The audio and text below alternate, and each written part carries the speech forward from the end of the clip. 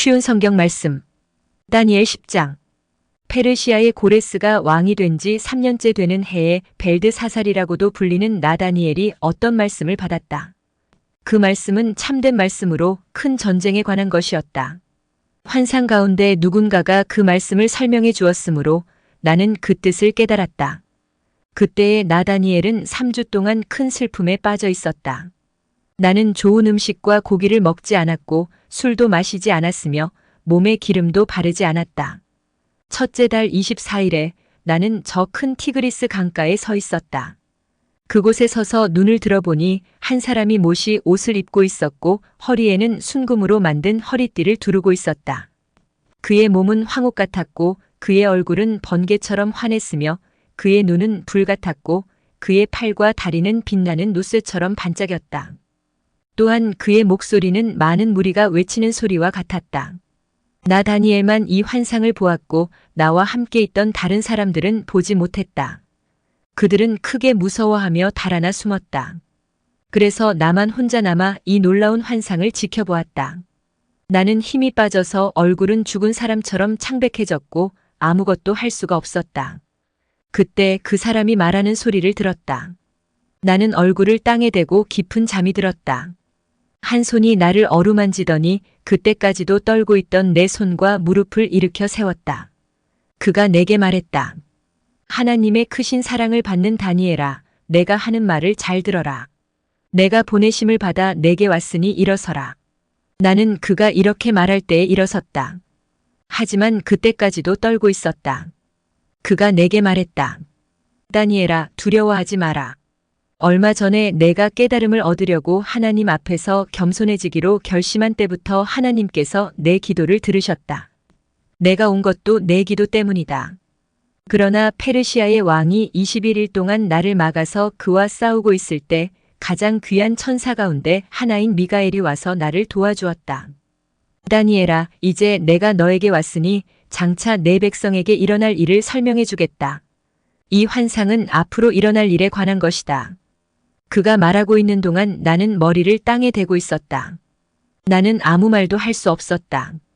그때에 사람처럼 생긴 분이 내 입술을 만지니 내가 입을 열어 내 앞에 서 있는 사람에게 말하기 시작했다. 주여, 내가 환상을 보았기 때문에 놀랍고 두려워 힘이 빠져버렸습니다. 주여, 주의 종인 내가 어떻게 주와 함께 말할 수 있겠습니까? 나는 힘이 빠져 숨쉬기조차 어렵습니다. 사람처럼 생긴 분이 또 나를 만지며 내게 힘을 주셨다. 그가 말했다. 하나님의 크신 사랑을 받는 사람아, 두려워하지 마라. 평안하여라. 이제 강해져라, 강해져라. 그가 내게 말할 때에 내게 힘이 생겨났다. 그래서 내가 말했다. 주여, 내게 힘을 주셨으니 이제 말씀하십시오. 그가 내게 말했다. 다니엘아, 내가 내게 온 까닭을 아느냐? 나는 이제 돌아가서 페르시아의 왕과 싸워야 한다. 내가 나가면 그리스의 왕이 올 것이다. 하지만 내가 가기 전에 너에게 진리의 책에 적힌 것을 일러주겠다.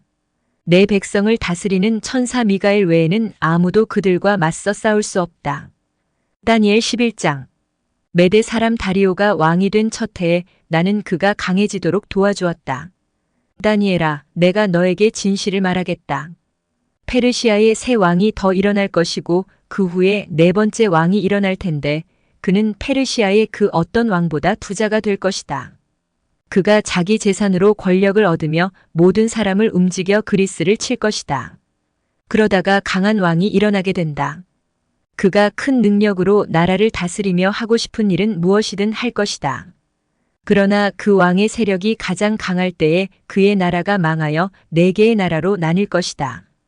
그 나라가 뽑혀서 다른 백성에게 넘어갈 것이므로 그 나라는 더 이상 권세를 누리지 못하고 그 자손에게로 이어지지도 않게 된다. 남쪽 왕이 강해질 것이지만 그의 지휘관 가운데 한 명이 그보다 더 강해진다. 그가 큰 권세로 자기 나라를 다스릴 것이다. 몇 년 뒤에 남쪽 왕과 그의 지휘관은 서로 도와주기로 약속하며 남쪽 왕의 딸이 북쪽 왕과 결혼하여 평화가 찾아올 것이다. 그러나 그 여자는 권력을 잡지 못하고 그의 집안도 오래가지 못한다. 그 여자와 가족 그리고 그 여자를 그 나라에 데려온 사람들이 다 죽임을 당하게 된다. 그러나 그 여자의 집안에서 나온 한 사람이 남쪽 왕이 되어 북쪽 왕의 군대를 공격하며 그의 요새에 쳐들어가서 싸워 이길 것이다.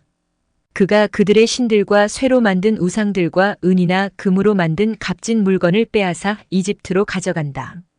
그리고 몇 해 동안은 북쪽 왕을 괴롭히지 않을 것이다. 그러다가 북쪽 왕이 남쪽 왕을 치지만 이기지 못하고 자기 나라로 쫓겨날 것이다. 북쪽 왕의 아들들이 전쟁을 준비하여 큰 군대를 조직하여 홍수처럼 휩쓸고 다니다가 남쪽 왕의 요새에 이르게 될 것이다. 남쪽 왕은 크게 노하여 북쪽 왕의 군대와 맞서 싸우러 나가며 북쪽 왕은 큰 군대를 일으키지만 전쟁에서 질 것이다. 남쪽 왕은 큰 군대를 무찌른 후에 교만해져서 수많은 사람을 죽이지만 계속 이기지는 못할 것이다. 북쪽 왕은 처음보다 더 많은 군대를 일으켜서 몇 해 뒤에 큰 군대와 많은 무기로 공격하게 된다. 그때에 많은 사람이 일어나 남쪽 왕을 치며 너희 백성 가운데서 싸우기 좋아하는 사람들이 남쪽 왕과 맞서 싸울 것이다. 그들은 하나님의 뜻이 이루어질 때가 되었다고 생각하지만 실패하게 된다. 그때에 북쪽 왕이 와서 성벽 꼭대기까지 흙무더기를 쌓아 올려 요새처럼 튼튼한 그 성을 빼앗을 것이다. 남쪽 군대의 용사들은 북쪽 군대를 막을 힘이 없다. 북쪽 왕은 무엇이든 하고 싶은 대로 하지만 아무도 그를 막지 못할 것이다. 그는 아름다운 이스라엘 땅을 빼앗아 다스리며 그 땅을 멸망시킬 것이다. 북쪽 왕은 온 힘을 다해 남쪽 왕과 싸우려 하다가 남쪽 왕과 조약을 맺게 된다. 북쪽 왕은 자기 딸들 가운데 한 딸을 남쪽 왕의 아내로 주어 그를 멸망시키려 하지만 그의 계획은 실패하게 될 것이다. 그 뒤에 북쪽 왕은 다른 곳으로 관심을 돌려 지중해 해안의 여러 성을 빼앗는다. 그러나 한 지휘관이 일어나 북쪽 왕의 교만을 꺾어놓게 된다. 그런 일이 있은 후에 북쪽 왕은 요새가 있는 자기 나라로 돌아가지만 결국 권력을 잃고 망하게 된다. 북쪽의 다음 왕은 세리들을 보내어 많은 돈을 모은다. 하지만 몇 년 지나지 않아 그는 죽임을 당할 것이다. 그러나 그는 전쟁으로 죽는 것도 아니며 은밀하게 죽임을 당한다. 그 왕의 뒤를 이어 매우 잔인하고 못된 사람이 왕이 될 것이다. 그는 왕이 될 자격도 없는 사람이지만 백성을 속여 나라를 몰래 빼앗을 것이다. 그의 앞에서는 크고 강한 군대도 힘없이 밀려난다. 그는 조약을 맺은 왕까지도 공격하여 물리친다. 여러 나라들이 그와 조약을 맺으나 그는 그 나라들을 속이며 적은 백성을 거느리고도 큰 권세를 누릴 것이다. 그는 부유한 지방을 아무런 예고도 없이 쳐들어가서 그의 조상이 거두지 못했던 큰 성공을 거둘 것이다. 그는 자기가 정복한 나라들에서 빼앗은 물건을 자기를 따르는 사람들에게 나누어 준다. 그는 요새들을 물리칠 계획을 세우지만 잠시 동안만 성공한다. 그는 힘과 용기를 내어 남쪽 왕을 치려고 큰 군대를 일으킬 것이다.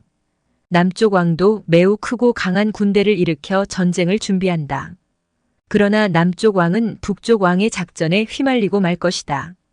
남쪽 왕과 친하게 지내던 사람들이 왕을 배신하여 그의 군대는 패하고 많은 군인이 죽임을 당한다. 그 두 왕은 서로를 해치려고 한다. 두 왕은 한 식탁에 앉지만 서로 속이려 든다. 하지만 두 왕 모두 이익을 얻지는 못할 것이다. 왜냐하면 그들의 멸망의 때를 하나님이 정해 놓으셨기 때문이다.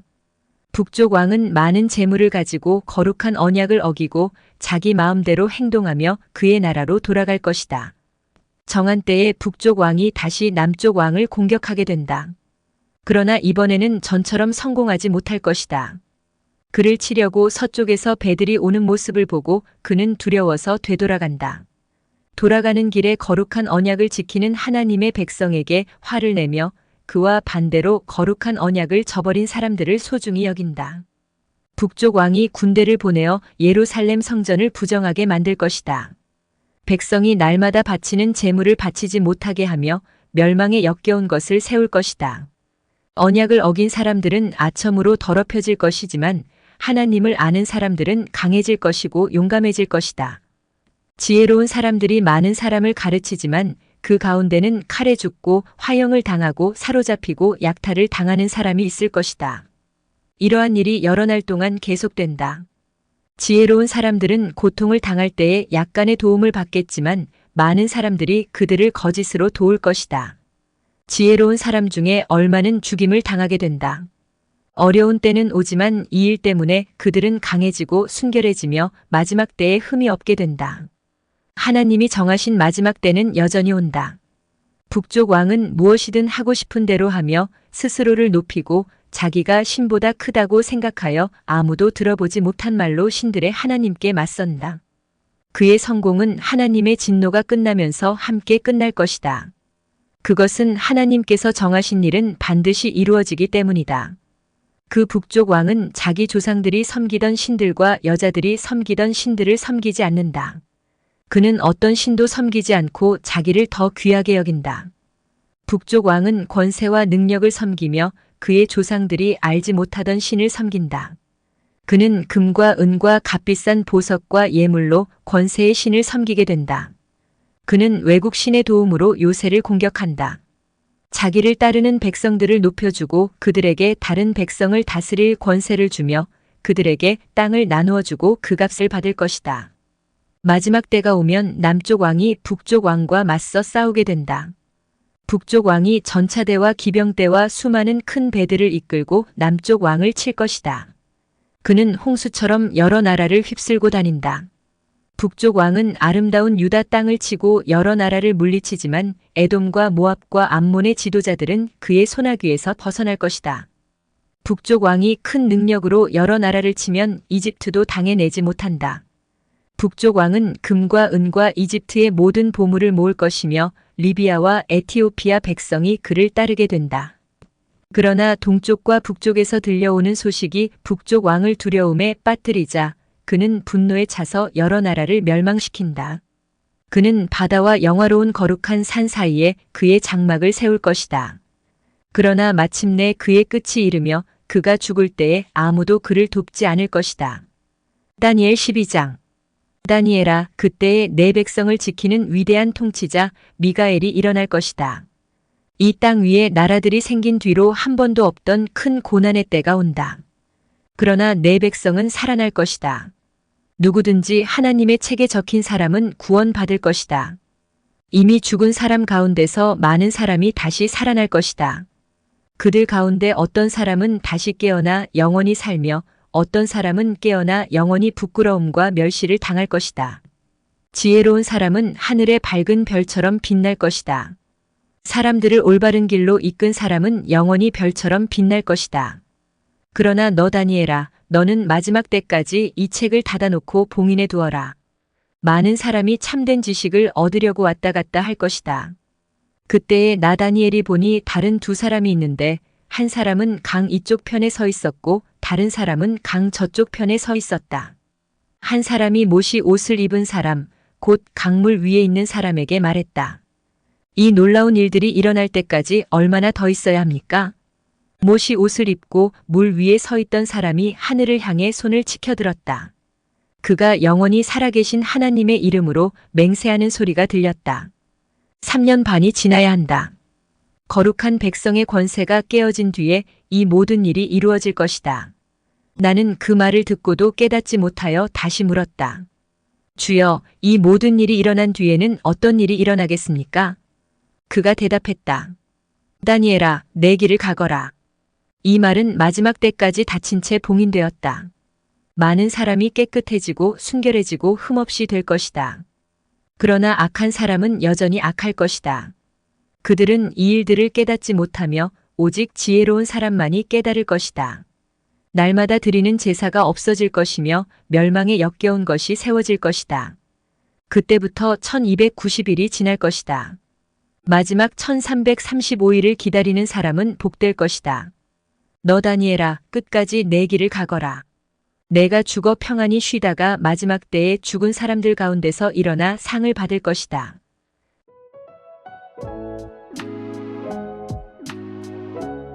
오늘도 은혜 넘치는 하루 되시길 기도드립니다.